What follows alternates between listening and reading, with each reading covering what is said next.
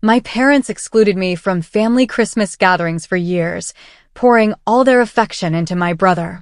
During his job interview at my company, the HR team revealed I was the CEO, and his face turned pale as a ghost. My name is Salini Drayton, and I'm 32 years old. I'm the CEO of Technova Innovations, a tech startup that has grown into a mid-sized enterprise with over 200 employees. My journey to this position, however, was marked by a lack of family support, quite the opposite, in fact.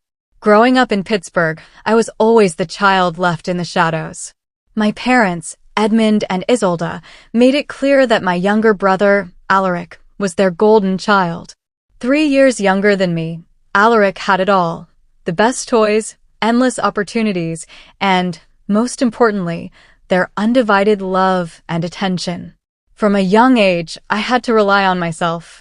My parents attended every one of Alaric's soccer games and school performances, but they rarely showed up for my science fairs or violin recitals. "We're tied up with Alaric's activities," they'd say, a phrase I heard far too often. The gap widened when it came time for college. "We've been saving for Alaric's education since he was born," my father told me when I asked about financial help. "He's meant for great things, like becoming a doctor or lawyer." "Salini, you've always been independent," he added. I graduated with honors in computer science and business administration from State University, balancing 3 part-time jobs and a full course load. Meanwhile, Alaric partied his way through a single year at a costly private college, dropped out, and persuaded our parents to fund a gap year that stretched into 3 years of travel across Europe and Asia, all on their dime. After college, I landed an entry-level job at a small tech firm. The pay was modest, but the experience was priceless. I lived in a tiny apartment, worked 60-hour weeks, and spent every spare moment sharpening my skills and working on side projects. While Alaric posted photos from luxurious vacations, I stayed up coding until 3 a.m., determined to build something meaningful. My breakthrough came 5 years ago when I created an innovative AI-driven customer engagement platform. I pitched it to countless investors, faced repeated rejections, but eventually secured enough funding to launch Technova Innovations. The first 2 years were exhausting. I poured everything into making the company succeed. By the 3rd year, our software gained traction, major companies adopted our platform, revenue soared, and we expanded into a proper office. I finally started paying myself a decent salary. There were times I thought we wouldn't make it, funding was tight, and the product wasn't fully polished, but I pushed through. This year, Technova Innovations became a significant player in the tech industry, valued at over $200 million. Throughout this journey, my contact with my family dwindled to occasional holiday texts.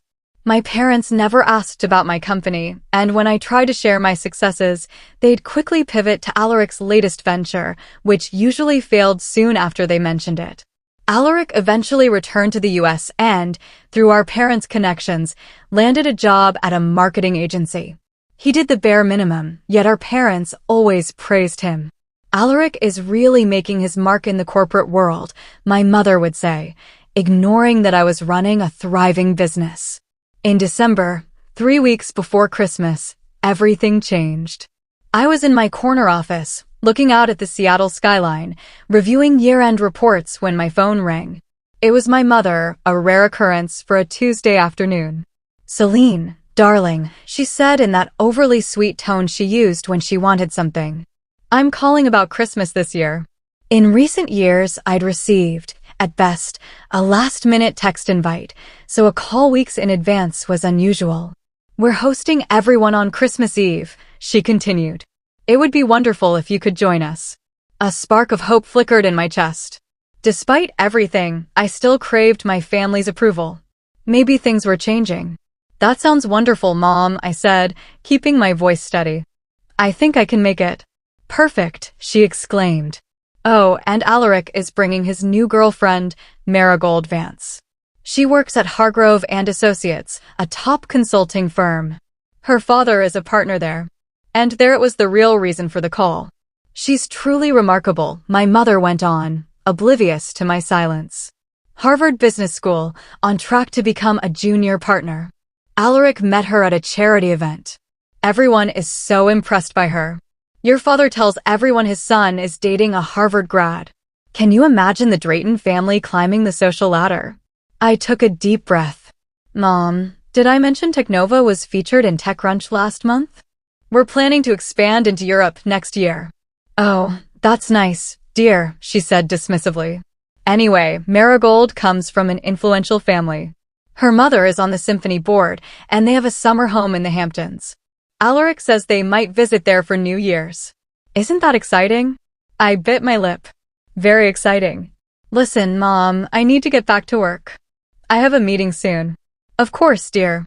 We'll see you at Christmas. Wear something nice, will you? None of those business outfits. Marigold is very stylish. After we hung up, I stared at my phone. My mother's behavior shouldn't have surprised me, but it still hurt. I shook it off and returned to work, trying not to think about the upcoming holiday. A week before Christmas, as I finalized travel plans, my phone rang again, this time my father. He rarely called, so I answered immediately, worried. Salini, he said gruffly, without a greeting. Dad, is everything okay? I'm calling about Christmas, he said. Your mother and I have talked, and we think it's best if you don't come this year. I froze, gripping the phone tightly. Alaric's girlfriend comes from a prominent family, he continued firmly. We don't want anything to complicate things. Complicate things? I echoed, my voice barely audible. You know what I mean, he said. Marigold and her family are wealthy and accomplished. They have connections. We need to show them our family is respectable. But I'm not. The words slipped out sharper than I intended. Don't twist my words, he snapped. Your brother has a chance at a bright future. The last thing we need is your unconventional lifestyle. My unconventional lifestyle? I was stunned. Dad, I'm the CEO of a tech company. What are you talking about? All that independent woman nonsense, your obsession with your career, the way you always try to overshadow your brother with your so-called achievements. His words hit like a punch. You've always been difficult, Salini, he continued as I stayed silent. You do things your way, no matter how it affects the family. Can you think of someone else for once? Think of your brother's future. I sat there, phone pressed to my ear, as my father tore apart any sense of belonging I'd held onto.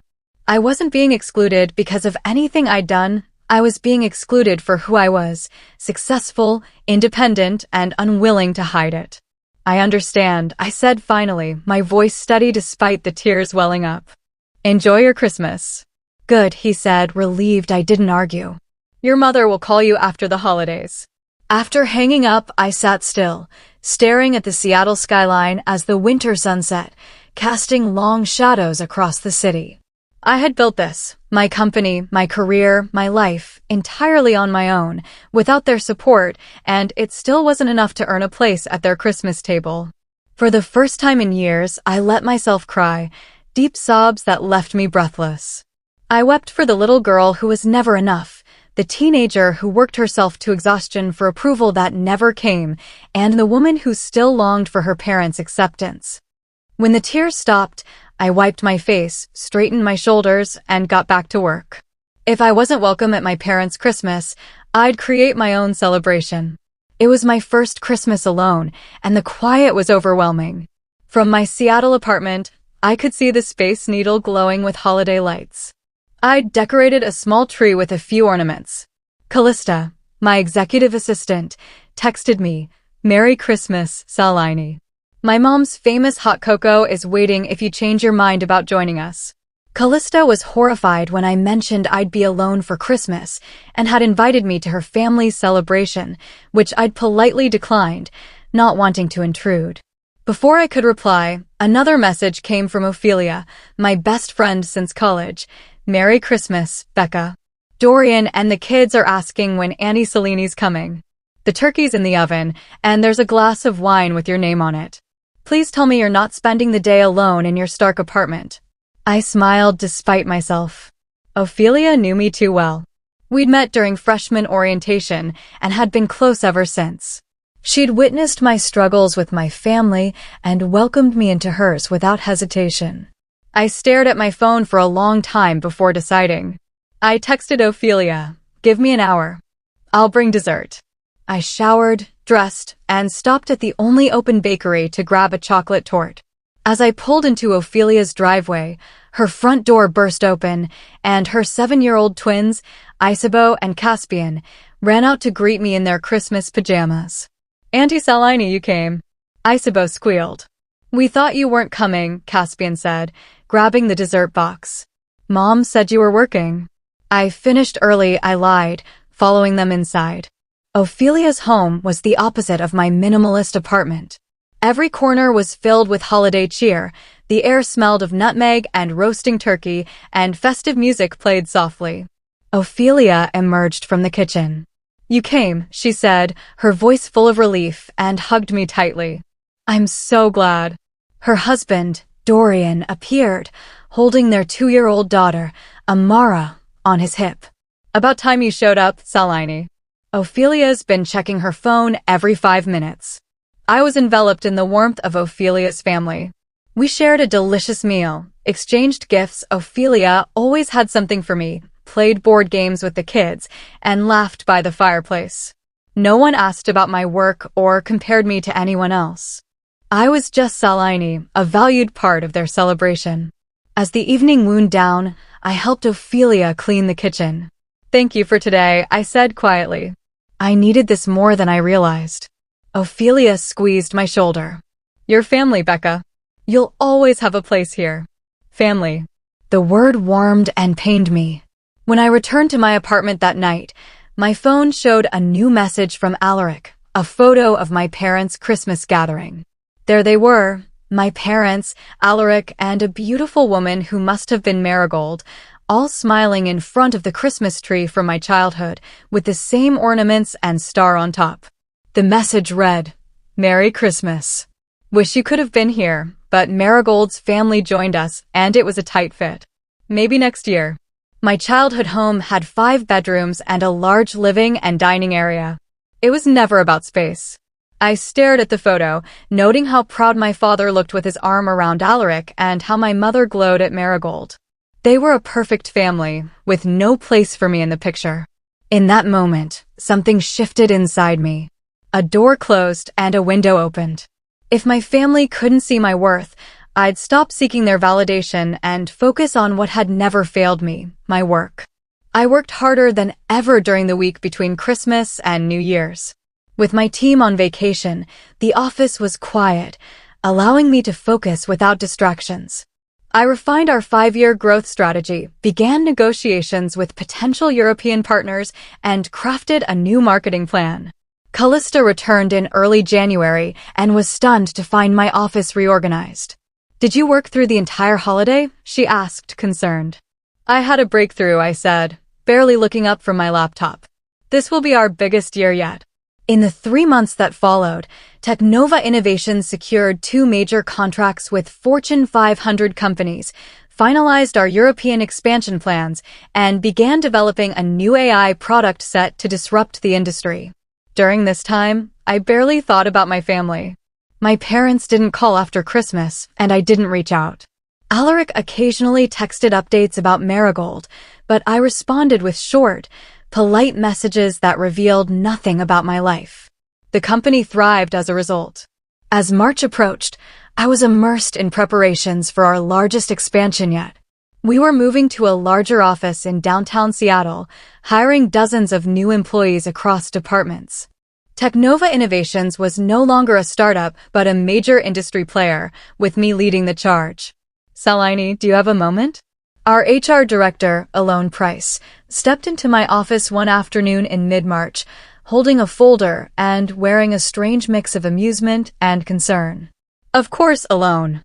What's up?" "We've received over 300 applications for the senior project manager positions," she said, sitting across from me.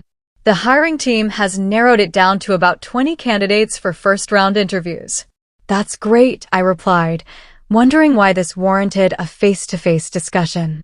"Are we finding strong candidates?" "Mostly yes," she said. "But there's one application I thought you should see." She slid the folder across my desk. Inside was my brother Alaric Drayton's resume. I skimmed it, noting the inflated job titles and vague accomplishments.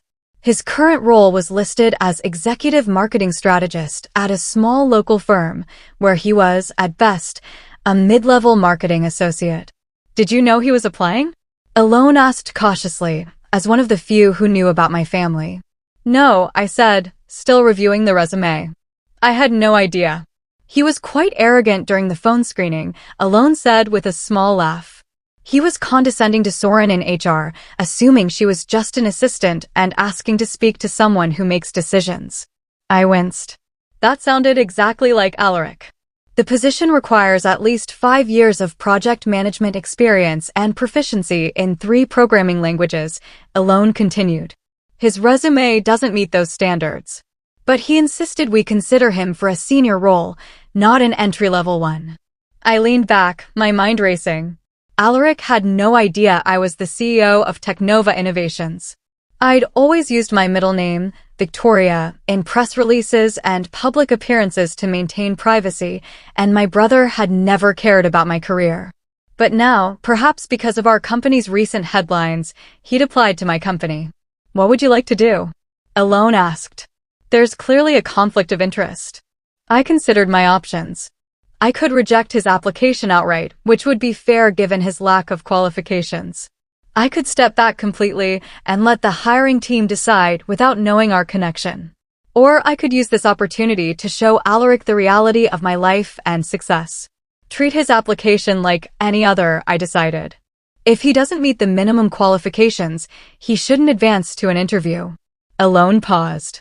On paper, he's not qualified, she admitted, but he mentioned connections to potential clients that the team thought might be worth exploring. They moved him to the next round despite his lack of technical skills. Connections. Always promoted based on who he knew, not what he could do. When's his interview? I asked. Tomorrow at 2 p.m. I made my decision. I won't be involved in the hiring process. That would be unethical, but I'd like to observe the interview. Can you arrange for me to sit in anonymously? Introduce me only as a senior board member. Alone nodded. We can do that. The panel won't mention your name or title. After Alone left, I stared at Alaric's resume, emotions swirling. Part of me felt guilty for what might seem like a setup, but another part, the part ignored and dismissed for years, wanted Alaric to see me for who I was, not just his overlooked sister, but a successful CEO who'd built something extraordinary through hard work. That night, I barely slept. I mentally rehearsed how I'd handle myself during the interview, professional, impartial, fair. I wouldn't let our personal history influence my judgment, but I also wouldn't hide my identity. For once, Alaric would see me clearly, without our parents' biased lens. The next day, I dressed carefully in a tailored gray suit, my hair in a sleek bun, and headed to the conference room where interviews were held. I took a seat at the far end with other observers, reviewing Alaric's resume again and preparing technical questions that would challenge him without being unfair. At exactly 2 p.m., Alone and Alaric entered, and my breath caught. I hadn't seen my brother in person in over a year, and he looked older, more polished in his sharp suit. He carried himself with the confidence of someone who'd never been told he wasn't enough. For a moment, I was that little girl again, watching from the sidelines as my parents showered him with praise. But then I remembered where I was in the company I'd built from nothing, in a leadership role I'd earned through years of effort. I straightened my shoulders, ready for what came next. Technova Innovations headquarters, occupying the top 3 floors of a modern Seattle skyscraper, had a conference room with floor-to-ceiling windows showcasing Puget Sound. The walls featured contemporary art, and I could tell from Alaric's expression as he entered that the room impressed him. Alone introduced the interview panel, Soren from HR, whom Alaric had spoken to on the phone, Lucian, the technical director, and Talia, the current senior project manager. She then gestured to the observer area where I sat with 2 other executives. We also have members of our leadership team observing today, Alone said calmly. They'll be watching several interviews to ensure consistency in our hiring process. Alaric barely glanced at us, his focus on the panel. He smiled confidently as he sat, adjusting his tie, a familiar gesture from childhood when he wanted to impress. Thank you for this opportunity, he said. I've been following Technova's growth, and I'm excited to bring my expertise to your team. Alaric had no idea what Technova did beyond a vague notion of tech solutions. If he'd researched the company, he'd have found my role immediately. Lucian began with a standard question. Can you tell us about your experience managing complex technical projects? Alaric launched into a rehearsed response about a marketing campaign he'd led at his current firm. I coordinated across multiple teams, managed a sizable budget, and delivered results that exceeded expectations, he said, leaning back as if expecting praise. What project management methodologies did you use? Lucian pressed. Alaric hesitated. I believe in a flexible approach tailored to each project's needs, he said vaguely. I avoid rigid frameworks. Talia followed up. Could you demonstrate how you'd set up a Kanban board for a software development project? Alaric's confidence faltered. I delegate that to the technical team, he replied. My strength is in big-picture strategy, not day-to-day tasks. The interview continued this way, with Alaric dodging technical questions while emphasizing his strategic vision and interpersonal skills. When pressed on technical knowledge, he grew dismissive. Let's be honest, he said with a condescending smile. People like me aren't hired for coding. We're hired for leadership, motivation, and connections. I have contacts at major companies who could be valuable clients for Technova. Soren, who'd been quiet, spoke up. Our senior project managers need both technical expertise and leadership. They must deeply understand our products to manage their development effectively. Alaric waved dismissively. That's what technical assistants are for. In my experience, self-made people without formal backgrounds often miss the big picture because they're too focused on technical details. Everyone in the room, including me, knew Technova was built by self-made individuals. Elone's brow furrowed slightly at my comment. Tell us about a time you faced a major project challenge and how you overcame it, Lucian asked, keeping his tone professional despite the tension. Alaric shared a story about saving a marketing campaign when a vendor failed. I worked all weekend, making countless calls to find a replacement vendor at the last minute, he claimed. My boss was amazed I saved the campaign single-handedly. I pressed my lips together to stay silent. I knew the story. It happened at his previous job, but Alaric hadn't saved the campaign. His assistant had worked the weekend while Alaric took credit. I knew this because the assistant later applied to Technova and shared the true story during her interview. As technical questions continued, Alaric grew visibly uncomfortable, checking his watch repeatedly and appearing agitated. I think we're getting too caught up in technical details, he said. As I've said, my value lies in strategic vision and connections. I'm being considered for senior roles at other firms, so I'd appreciate it if we could focus on how my unique skills benefit Technova. Elone glanced at the panelists and nodded slightly. We're nearing the end of our time, she began. Before we conclude, our CEO, who makes the final decision on all senior hires, would like to ask a few questions. Alaric sat up, instantly alert. Meeting the CEO wasn't on the interview schedule. Of course, he said, adjusting his tie again. I look forward to it. Elone turned to the observer section. Salini, would you like to take over? I stood and walked to the front, watching Alaric's face shift from confidence to confusion, then shock, and finally fear as he recognized me.